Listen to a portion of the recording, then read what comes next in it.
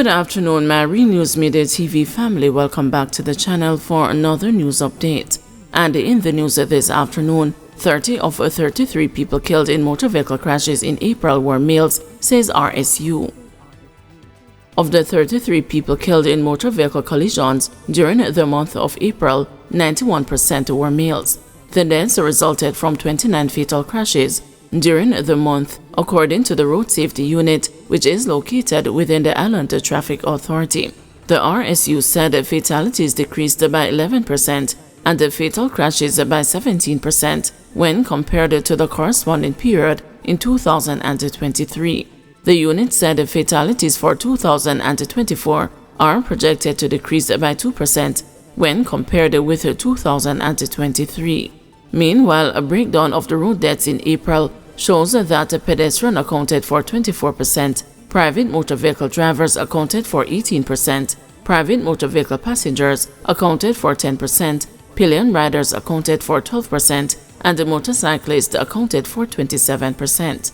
Vulnerable road users combined pedestrians, pedal cyclists, motorcyclists, and the pillion riders accounted for 67% of the road users killed during the month under review. The parishes of St. Catherine, St. Andrew, and St. Anne each accounted for 15% of road fatalities during the month of April, with Portland accounting for 12%. Opposition says Tufton is out of touch with the realities of health sector. Opposition spokesman on health and wellness, Dr. Alfred Dawes, has labeled the Minister of Health and Wellness, Dr. Christopher Tufton, as out of touch with the realities facing healthcare workers and users of public health facilities. Dr. Dawes described the sectoral debate by the minister on Tuesday as following in the same vein of announcements from the government about mega projects being equal to success, while the common man is not feeling the impact of these developments.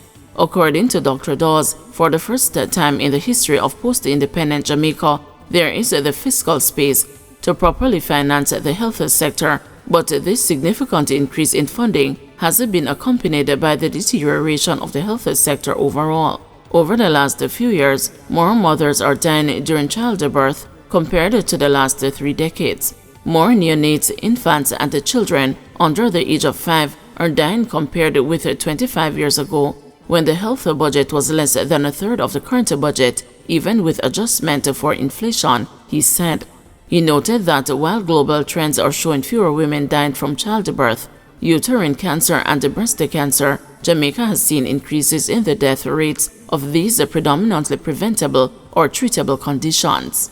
The lack of investment in proper screening programs has seen jumps in death rates for prostate, colon, breast, and other cancers, while countries that have prioritized the screening programs have seen death rates for these cancers falling, Dr. Dawes said in a media release on Wednesday. He added that deaths from chronic diseases such as strokes, renal failure, heart attacks, and diabetes are also on the rise, mirroring global trends, but the morbidity and mortality rates for these so-called Western lifestyle diseases are far worse in developing countries. Why weren't mammograms, FIT tests, colonoscopies, and the PSA test made a priority? We know that late-stage cancers are claiming the lives of our people. How frequently can patients at the newly refurbished health centers access timely consultations with doctors to manage their blood sugar and blood pressure and prevent significant organ damage in the future? Dr. Dawes questioned. Birth certificate in Braille now available.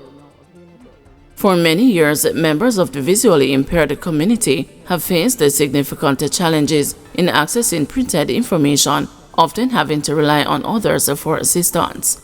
This lack of autonomy has hindered their ability to fully participate in various aspects of society. However, with the recent implementation of Braille birth certificates, this long-standing barrier is being removed, paving the way for a more inclusive landscape where individuals with visual impairments can navigate their own journeys with greater independence and confidence.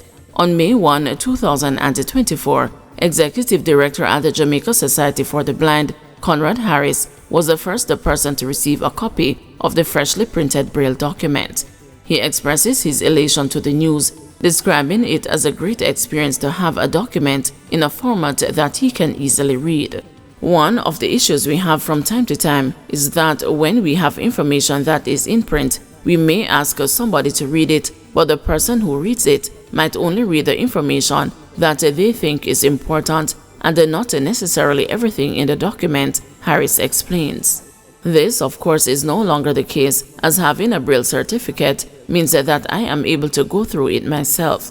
I can easily check the spellings of names and the places, which I might not be easily able to do with something that is in print, he said.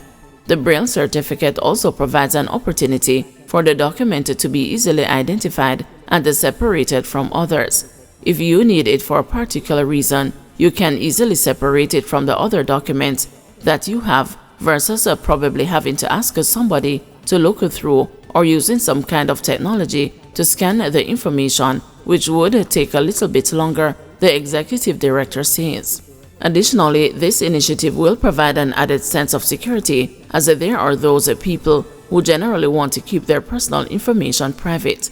Designed in collaboration with several key stakeholders, including the Registrar General's Department, these Braille certificates are meticulously crafted to ensure that every detail is conveyed with precision and elegance. Each certificate, according to the department's former Chief Executive Officer and the Deputy Keeper of Records, Charlton McFarlane, features embossed Braille text, allowing recipients to tangibly experience the pride that comes with being able to read the information for themselves. He further shared the details on why the initiative was undertaken in the first place during an interview with the news. McFarlane said that while participating in the first post-COVID civil registration conference for Latin America and the Caribbean countries held in the Dominican Republic in 2022, using civil registration as a basis for inclusivity was key among the topics discussed. We looked at some case studies, and the one that stood out to me was a state in Mexico that offered the birth certificates and other vital documents in Braille, he said. He even went as far back as 2008 when he was serving as a director within the Ministry of Health. During that time, we collaborated with members from the disabled community to produce health education material in Braille. So with that experience, knowing what it had done, and then with what I saw happening in Mexico, I got the idea that we could really produce all vital documents in Braille. Before embarking on the initiative, he acknowledged that he did in fact reach out to members of the JSB, the Combined Disabilities Association, and the Jamaica Council for Persons with Disabilities. Customs seizes guns and firearm accessories smuggled through courier companies. The Jamaica Customs Agency is reporting that it has seen instances of persons attempting to smuggle illegal guns and firearm accessories into the country through courier companies. The agency says since April, it has seized 10 firearms, 7 rifle scopes, 2 rifle stocks, and several other gun-related items during routine operations at warehouses at the Norman Manley International Airport. It says these detections arose out of enhanced vigilance at the ports of entry. Further, Customs says it has ramped up efforts to leverage advanced technology and intelligence sharing mechanisms to detect and intercept illicit shipments. The agency's state-of-the-art scanning equipment and the risk assessment tools play a crucial role in identifying suspicious cargo and thwarting attempts to smuggle contraband into the country, the agency said in a media release. Touting its ability to detect and intercept concealed items in courier shipment, the agency is warning the public against the unlawful importation of firearms and accessories via courier companies. Customs is also urging importers to adhere strictly to the laws and regulations governing the importation of firearms and related items, which include the requisite permits from the Ministry of National Security, and emphasizes the importance of compliance with established procedural and documentation requirements, as any attempts to circumvent these protocols will be met with decisive action.